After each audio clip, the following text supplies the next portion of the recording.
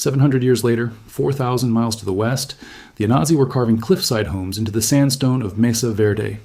Overhangs shielded interiors from the scorching summer sun while welcoming the low winter rays. Massive stone walls absorbed heat during daylight hours and radiated it through the night. No fuel, no furnace, just clever geometry and thermal mass at work. By 1942, a developer in Chicago noted that his solar-equipped homes were selling faster than they could be constructed. Yet, by 1955, the American solar housing market had vanished. What caused this collapse in 13 years had nothing to do with the laws of physics, though the story is illuminating. Tracing the lineage, in 1945, George Low, a researcher trained under Hoy Huddle at MIT, built the first true solar air heating system in his Boulder, Colorado home. At MIT, he had benefited from Godfrey Cavitt's $600,000 grant, funding a decade of solar exploration. 3 years later, Low's colleague, Maria Telkes, achieved what no one had before, a house heated entirely by sunlight. The Dover Sun House, designed with architect Eleanor Raymond, employed flat-plate solar collectors connected to Globerer's salt for phase-change storage. There was no furnace, no auxiliary system, yet the house thrived through 3 Massachusetts winters. Telkes held more than 20 patents and invented the solar distiller that saved lives during World War II. When asked by reporters about her work, she explained, "It is the thing supposed impossible that fascinates me." The results were undeniable. These systems performed flawlessly in Massachusetts in 1948, in Boulder in 1945, in Mesa Verde in 1200, and in Olympus in 400 BCE. The pattern is not in discovery, that occurs continuously, but in abandonment. Whenever inexpensive fuel returns, the technologies are discarded. Physics has been validated, history has been validated, and these structures still stand as proof. So what interrupted their adoption? The answer lies in economics, not in engineering. Opening the International Residential Code to Chapter 14 reveals a seemingly minor requirement. All heating equipment must be listed by a nationally recognized testing laboratory. Listed translates to certified, meaning tested by institutions like Underwriters Laboratories. UL testing is costly. Estimates range from $15,000 to over $100,000, depending on the product type, test duration, and number of iterations required. There is no standardized public fee schedule. The price is whatever the testing body dictates. Put into practice, a solar air heater built for $200 in materials requires roughly $50,000 in certification to be legal. This is not an outright ban. It is a formidable wall. Thomas Farwig experienced this firsthand in North Carolina. After installing solar panels on his roof, his homeowners association fined him $52,000 for breaching architectural rules. The dispute lasted 4 years, until the state Supreme Court finally sided with him. 21 states have no laws preventing HOAs from outright banning solar. In these areas, a single piece of paperwork signed when buying a home can strip away the right to harvest sunlight. Economics in this case shapes architecture. Recall Edward Morse, who developed the thermal storage wall in 1881, only to watch it be ignored. 86 years later, French physicist Félix Tromp implemented the same technology in the Pyrenees. He affixed a dark-painted masonry wall behind glass to a house in Odeaux. During the day, the wall absorbed sunlight. At night, it radiated warmth indoors. The system supplied 70% of the home's annual heating needs. The technology predated automobiles, airplanes, and even the electric grid. It worked again in 1967 and became known as the Trom wall, since Morse's original patent had gone unread. Physics was never in question. What was debated was who profited from your heat. Regulators mandated certification, often costing more than the product itself. Permits were required for wall penetrations, but no streamlined process existed for solar thermal systems. Insurance policies denied claims for non-listed equipment. Appraisal systems failed to account for energy independence. A solar-heated home appraised the same as a conventional one. In 2024 alone, the fossil fuel industry spent $150 million on federal lobbying, outspending clean energy advocates 27-1 from 2008 to 2018. So why did the Chicago solar homes vanish despite rapid sales? After World War II, electric utilities aggressively promoted electric water heaters. Cheap oil saturated the market. Solar thermal companies collapsed. Most went bankrupt. Rediscovery occurred only during the 1973 oil crisis. Then, in 1977, President Carter inaugurated the Solar Energy Research Institute in Golden, Colorado, appointing Dennis Hayes, the organizer of the first Earth Day, to lead it. The institute's budget reached $130 million. 4 years later, President Reagan slashed it below $30 million. Hayes was dismissed, later recalling that Department of Energy administrators were dull gray men in dull gray suits, thinking dull gray thoughts. By 1986, Reagan ordered the solar panels removed from the White House roof.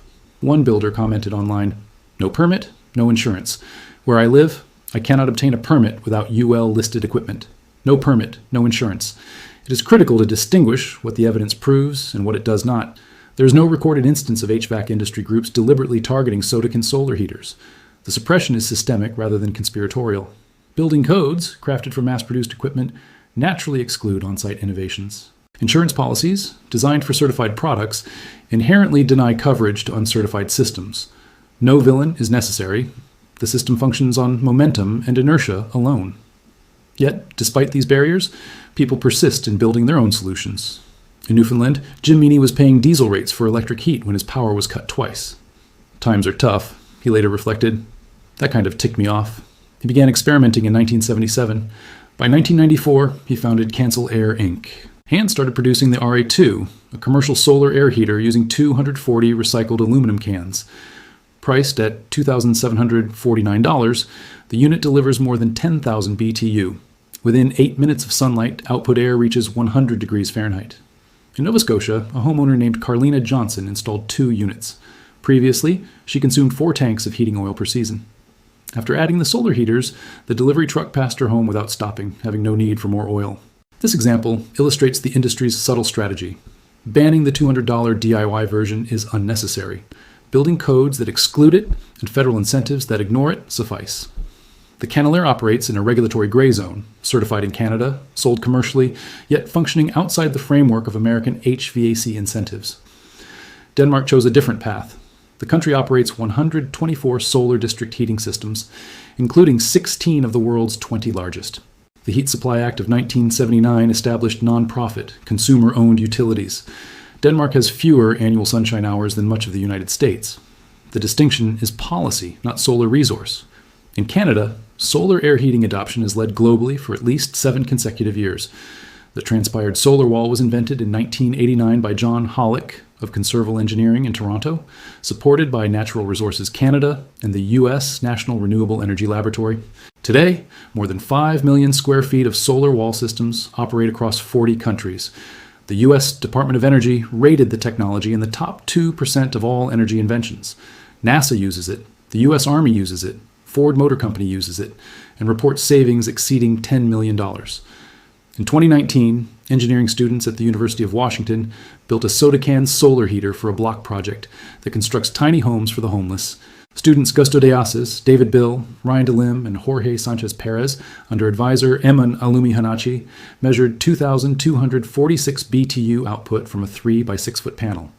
This accounts for nearly half the heating needed for a 125 square foot home. Materials consisted only of scrap cans and university supplies. This pattern recurs across so-called forbidden homestead technologies. Rocket mass heaters consume 90% less wood than conventional stoves, yet are illegal in 47 states. Earthships maintain comfort from negative 35 to over 100 degrees Fahrenheit using recycled tires and passive solar design. Their creator, Michael Reynolds, had his architecture license revoked in 1990 for building them, taking 17 years to regain it. Trom walls convert 70 to 80% of solar radiation into usable heat, but are absent from most architecture programs. Every innovation faces the same obstacle, a regulatory system designed for factory-made products, not site-built solutions. Yet constructing a basic Sodecan heater is simple. 200 cans, $40 for polycarbonate, $15 for lumber, $10 for spray paint, 1 weekend, and no electricity. What the industry will not reveal, and has no reason to, is that the U.S. HVAC contractor industry generates $156.2 billion annually across 117,000 businesses. Federal subsidies for DIY solar thermal air heating are non-existent. Fossil fuels, in contrast, have received $549 billion in cumulative U.S. subsidies, nearly 3 times what all renewables have ever obtained. For the first 50 years of federal energy subsidies, 100% supported conventional fuels, 0% supported renewables. In 1979, Jimmy Carter installed 32 solar panels on the White House roof, noting, "A generation from now, this solar heater can either be a curiosity, a museum piece, an example of a road not taken." In 1986, Ronald Reagan had them removed. The panels remained in a government warehouse in Virginia until a college professor from Maine transported them by bus to preserve them. Trom walls convert 70 to 80% of sunlight into usable heat, while photovoltaic panels convert only 15 to 20% into electricity. Solar thermal is therefore 3 to 4 times more efficient at transforming sunlight into heat you can feel. Yet it cannot be metered, mass-produced under regulation, or centrally controlled. Consider that 1 in 6 American households is behind on utility payments. Total consumer energy arrears now exceed $19.6 billion. Reflect again on the January envelope, the number showing your furnace ran all night while your home remained cold. Then consider 200 recycled cans, a sheet of glazing, a can of black spray paint, a heating system demanding no subscription, no service contract, no recurring bill, powered solely by sunlight, repurposed materials, and physics proven over 2,500 years. Build one, document it, teach someone else. The archive remains open. Next week, we explore a wood heater that burns at 1,300 degrees Fahrenheit internally while sending only 100 degrees out the chimney, achieving 90% efficiency. Please leave your thoughts about this content in the comments below. Thanks for watching. See you in the next one.